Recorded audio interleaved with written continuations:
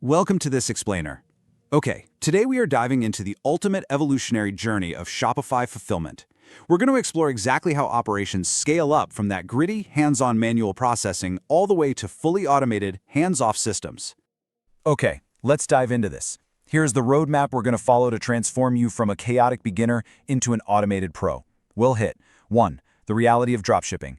2. The pre-fulfillment checklist. 3. The manual workflow. 4. Common fulfillment mistakes. And lastly, 5. Scaling up with automation. Section 1. The reality of dropshipping. Let's dispel that whole set-and-forget passive income myth right out of the gate. So, what are we really doing here? Well, the core reality of dropshipping fulfillment is that you are essentially managing data. You have to separate the customer-facing order, what the buyer actually sees on your Shopify store, from the supplier-facing order, which is what actually needs to get processed and shipped out behind the scenes. Your main goal here is to process those paid orders accurately, avoid stock errors, get that tracking added on time, and keep your customers happy and informed.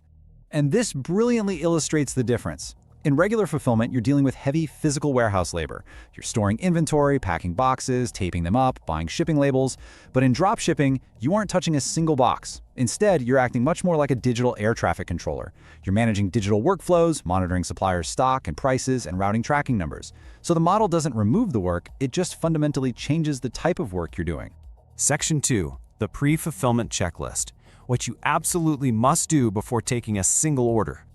Look, before you even think about turning on paid traffic, you need to hit these baseline checks. Verify your shipping zones and rates. Test those payment gateways. Is your supplier's stock actually stable? Do you know their exact processing times? Have you tested your order notifications? Honestly, skipping this checklist is the root cause of almost all early dropshipping failures. You absolutely must run at least one test order to confirm this entire flow works. Trust me, it prevents day one chaos. Section 3. The manual workflow. Time to talk about your first 10 orders. Doing those first 10 or 20 orders manually is basically a necessary rite of passage. You need it to build your fundamental skills. So walking through the first half of a manual order. Step 1, open the order in Shopify and check the payment status and fraud risk. If it's high risk, red flag. Step 2, check the supplier's stock and price. Seriously, what happens if you forget to check and the supplier's price just skyrocketed after your customer already paid? Yeah, your profit margin just literally evaporated. Step 3 is carefully placing that supplier order using the customer's details. Moving right along, Step 4 involves paying the supplier and making sure you save that order ID. Step 5 is absolutely critical. When the supplier ships, that tracking number must be added to Shopify. And Step 6, send the customer a notification.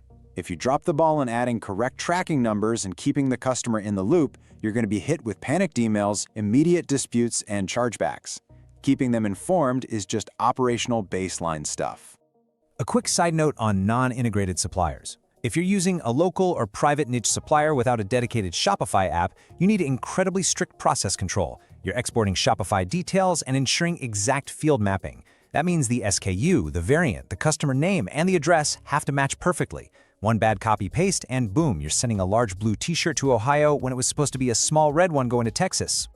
Section 4. Common fulfillment mistakes. Let's talk about avoiding those brutal margin killers.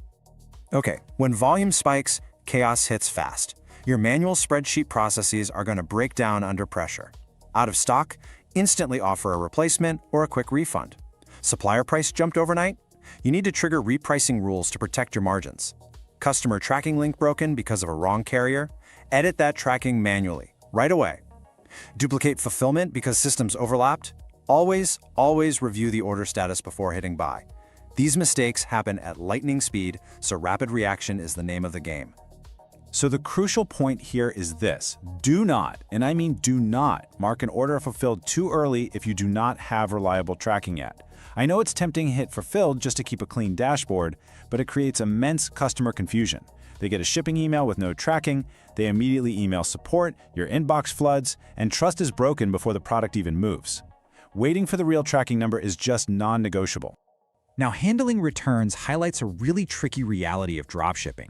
You do not control the warehouse. You have to start by aligning your store policy with your supplier's policy.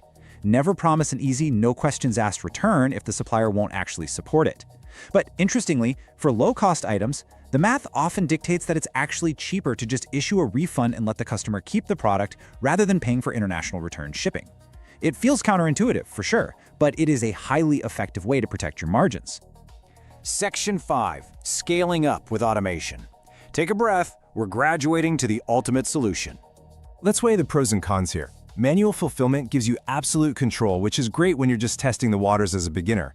But the daily workload is undeniably huge, and the risk of human error scales right up with your order volume. Automated fulfillment, on the flip side, significantly lowers that daily workload after the initial setup. Because it's monitoring stock and prices automatically behind the scenes, it's scalable, and frankly, it's mandatory for long-term survival. So, when is the exact moment you should make the leap?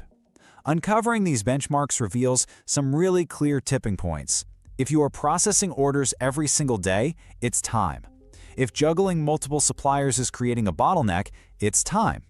If supplier stock or prices are fluctuating and eating your costs, or if your tracking updates are constantly delayed because you're overloaded with manual data entry, it is absolutely time to transition away from those tedious spreadsheets. And that is where automation tools like Easync come into play. They act as the ultimate bridge. This software connects your Shopify store directly to your suppliers. It automatically monitors the stock, updates the prices, seamlessly places the orders, and syncs the tracking data. It's literally the mechanism that shifts your operation from chaotic manual data entry into a smoothly scaling e-commerce machine. The specific capabilities of a tool like Easync completely fix those common errors we talked about earlier. Automated product importing saves you hours of setup. Real-time stock and price monitoring completely eliminates the risk of selling out of stock items or losing your margin to a sudden price hike. Plus, auto-ordering and tracking sync mean that the moment a customer pays, the software takes over. It instantly reacts to supplier changes, neutralizing human error before it even happens. So, what does this all mean for you? We've covered the reality check, the daily grind of the manual workflow, the margin-killing mistakes, and the beauty of automated solutions. So the big question remains: are you hitting those tipping points and ready to automate? Or are your first 10 manual orders still waiting for you? Whichever stage you're at, you now have the blueprint to optimize your operations. Time to get out there and build it.